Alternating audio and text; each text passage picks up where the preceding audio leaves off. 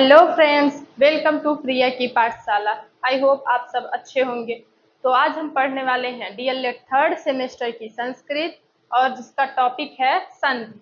तो संधि के बारे में हमने कल भी पढ़ा था, स्वर संधि के बारे में पूरा जान लिए थे। तो आज हम पढ़ेंगे व्यंजन संधि के बारे में। व्यंजन संधि क्या होता है तो उसके बारे में हम अच्छे से पढ़ेंगे और उसकी प्रकार भी जानेंगे। तो चलिए देखते हैं व्यंजन संधि क्या होता है। हमने बताया था ना उस दिन कि व्यंजन संधि का मतलब जोड़ या मेल किससे किससे होता है।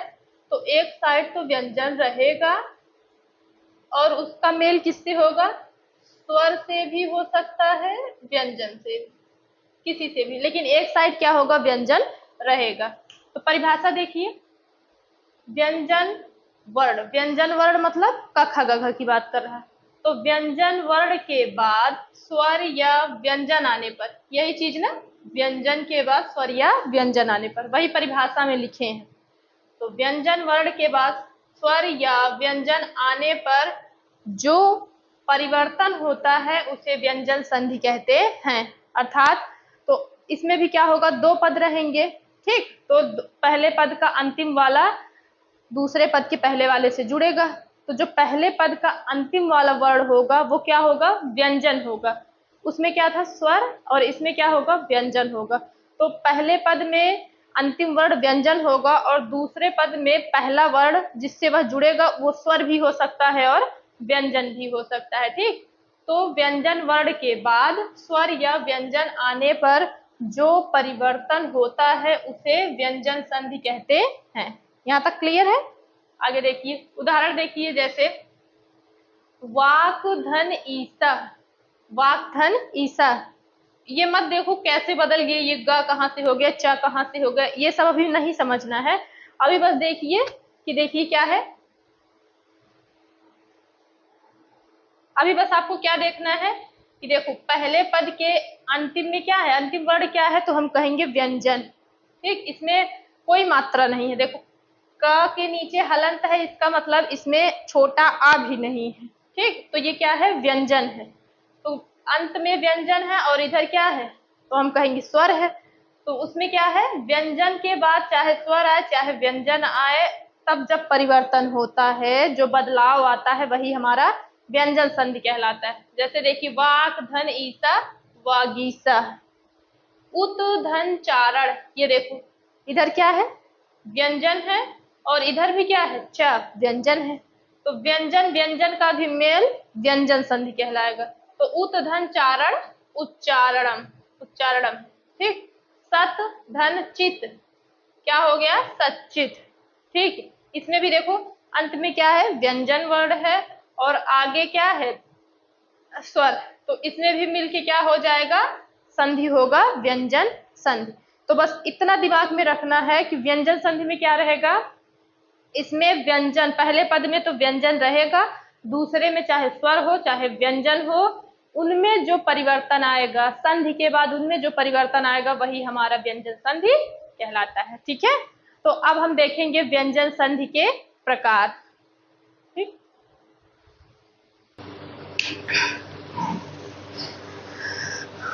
तो देखिए हम क्या पढ़ रहे थे, व्यंजन संधि, व्यंजन संधि के प्रकार। तो उसका पहला प्रकार है अष्टुत्व संधि। अष्टुत्व संधि क्या होता है, यदि श और त वर्ग के बाद, यदि श या त वर्ग के बाद, यह लिखो यहाँ, ठीक।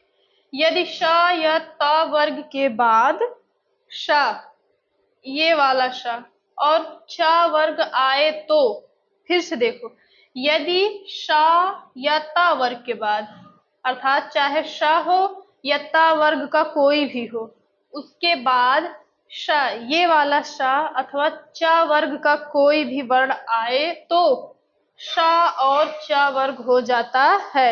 मतलब ये वाला श और च वर्ग हो जाएगा, ठीक। देखिए जैसे ये वाला श है, उसका मेल इस श से हुआ, ठीक।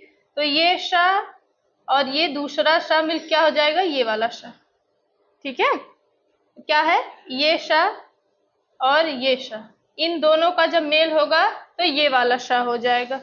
और ता वर्ग में क्या है, यदि ता वर्ग है और उसका मेल चा वर्ग से हुआ तो क्या हो जाएगा, चा वर्ग हो जाएगा। ठीक, तो ता वर्ग का कोई भी हो, ता, था, द, ध, न, अगर उसका मेल च, छ, ज, झ, इया किसी से भी होता है तो वो उसी में बदल जाएगा, मतलब ता वर्ग का क्रम से चा वर्ग में बदल जाएगा। ठीक है, उदाहरण देखिए, जैसे देखिए सत धन चित, सत धन चित, अंत में देखिए पहले पद में क्या होना चाहिए, व्यंजन संधि में क्या है कि पहला पद व्यंजन होना चाहिए अंत में, तो क्या होगा, ये ता व्यंजन है, ता है, और इसमें क्या है तो हम कहेंगे चा है। हमने क्या पढ़ा, स्तुत्व संधि, उसमें क्या कहा गया है, अगर सा ओ ता वर्ग के बाद चा वर्ग आता है तो चा वर्ग हो जाता है। ठीक, ता का मेल चा से होगा तो चा हो जाएगा। तो यहाँ पे क्या है, ता है और ये चा है, मतलब ये ता क्या हो जाएगा, चा में बदल जाएगा। ठीक, तो क्या हो जाएगा, सा, ये आधा ता है मतलब आधा च हो जाएगा, तो स चित, सच, सचित हो जाएगा, सत धन चित सचित। हरीश धन शेते, ध्यान से देखिए कौन सा सा है, तो ये देखिए कौन सा सा है, वाला सा है, किस में बदल जाएगा, तो ये इस वाले सा में बदल जाएगा। समझ रहे हैं, ये देखिए, देखिए इसको फिर से देखिए, ये वाला श है और इसका मेल इस स से हुआ तो किस में बदल जाएगा, इस वाले स में बदल जाएगा। ठीक, देखिए ये श मिलके ये वाला स हो जाएगा, तो यहाँ भी वही होगा, ये श क्या है, आधा है, हलंत लगा है तो आधा है, मतलब क्या हो जाएगा, हरी, और इस स की जगह पे ये वाला श हो जाएगा और शेते लगा दो। समझ में आया, जगत धन जननी, जगत अंत में देखो क्या है, तो द है और इधर क्या है, ज है, मतलब ये किस वर्ग का है, तो हम कहेंगे ये ता वर्ग का है और ये चा वर्ग का है। ठीक, तो ता वर्ग का कोई भी आए और अगर वो चा वर्ग से मिले तो क्या हो जाएगा, चा वर्ग हो जाएगा, मतलब ये क्या है, द है और ये जा है, तो ये किस में बदल जाएगा, जा में बदल जाएगा। ठीक, देखिए जैसे ता, था, द, ध, ना है ना, तो ता है तो ता किस में बदलेगा, चा में, था किस में बदलेगा, छा में, तो जा, दा किस में बदलेगा, जा में, मतलब ये दा किस में बदल जाएगा, जा में, तो ये आधा है तो आधा जा हो जाएगा, इसका क्या हो जाएगा, जगत, ये दा आधा दा है तो आधा ज, और जननी लगा दो, जगत जननी। ठीक है, तो क्या हमने सीखा, अश्चुत्व संधि, इसमें क्या है, अश्चुत्व संधि में यदि शा या ता वर्ग के बाद शा या चा वर्ग आए तो शा और चा वर्ग हो जाता है, मतलब ये वाला शा इसमें बदल जाएगा और ता वर्ग पूरा चा वर्ग में बदल जाएगा। वही चीज हमने यहाँ छोटे में लिख दिया है शॉर्ट फॉर्म में, और यहाँ पे उदाहरण देख लीजिए। अब इससे जितने भी उदाहरण बने आप लोग बुक से देख के करिएगा। ठीक, क्या देखना है पूरा, अगर अंत में ता वर्ग का त, थ, द, ध, न कुछ भी हो और इधर च, छ, ज, झ, इया किसी से मिले तो वो च, छ, ज, झ, इया वाले मतलब चा वर्ग का हो जाएगा, और ये वाला श इस स से मिलेगा तो ये वाला श हो जाएगा। ठीक है, तो अश्चुत्व संधि में बस इतना ही पढ़ना है। अभी हम इसके बाद दूसरी व्यंजन संधि लिखते हैं, उसका दूसरा प्रकार, तो हम लिखकर फिर से समझाएंगे। ठीक है, क्योंकि लिख लिख के समझाने में टाइम बहुत ज्यादा लग जाता है, तो हम पहले लिख देंगे फिर उसको अच्छे से समझा देंगे। ओके ओके, तो ये उसका दूसरा टाइप है। ठीक, तो व्यंजन संधि का दूसरा टाइप क्या है, दूसरा प्रकार क्या है, तो अष्टुत्व संधि। वो क्या था, अष्टुत्व, अष्टुत्व संधि, ये अष्टुत्व संधि। ठीक है, इसमें क्या है, यदि शा, वही वाला शा, यदि शा या ता वर्ग, फिर से वही है, यदि शा या ता वर्ग का मेल या फिर उसके बाद क्या आए, शा या टा वर्ग से हो, उसमें क्या था, अष्टुत्व में सा और ता वर्ग का मेल यदि शा और चा वर्ग से हो तो क्या हो जाएगा इसमें, ठीक, उसमें किसका मेल था, तो शा और ता वर्ग का मेल शा और चा वर्ग से था। अब इसमें क्या है, सा या ता वर्ग का मेल इस वाले श से और टा वर्ग से है, चा के आगे टा वर्ग। ठीक, तो टा वर्ग से हो तो क्या हो जाएगा, शा हो जाएगा और टा वर्ग हो जाएगा। उसी की तरह है सेम। ठीक, सिर्फ क्या बदला है, टा वर्ग और ये वाला शा। याद रखो, यदि शा या ता वर्ग हो और उसके बाद शा या टा वर्ग आए तो क्या हो जाएगा, शा और टा वर्ग। यही हम यहाँ शॉर्ट फॉर्म में लिख दिए कि सा है ये वाला शा, अगर उसका मेल इस वाले स से हुआ तो ये वाला श हो जाएगा, और ता वर्ग का मेल यदि टा वर्ग से हुआ तो टा वर्ग ही हो जाएगा। ठीक, ये ना याद कर पाओ तो इतना दिमाग में रखे रहना कि ये वाला श अगर इस स से मिलेगा, खटकोड़ वाले श से मिलेगा तो ये खटकोड़ वाला स हो जाएगा। ठीक, और ता वर्ग अगर टा वर्ग से मेल करेगा तो टा में बदल जाएगा। उदाहरण देखिए, जैसे देखिए तत धन टीका, तत धन टीका, तो क्या हो जाएगा, इधर ता है इधर टा है, तो ता वर्ग जब टा वर्ग से मिलेगा क्या हो जाएगा, तो टा वर्ग हो जाएगा। मतलब ये ता किस में बदल जाएगा, तो टा में। आधा है, हलंत लगा है तो आधा है, इसका मतलब आधा टा, तो ता और आधे टा को ऐसे लिख सकते हैं, ऐसे तो लिखते हैं ना, टा और फिर ये टीका रहेगा ही। लो, तट टीका, तत धन टीका तट टीका। क्या किए हैं, इस ता की जगह पे ट रख दिए। ठीक, आगे देखिए उद धन डयनम, उद धन डयनम, तो इधर क्या है, द है, इधर क्या है, ड, मतलब ये ता वर्ग वाला ये ट ठ ड, ड मतलब टा वर्ग का ही है, तो ता वर्ग टा वर्ग से मिलेगा तो टा ही हो जाएगा।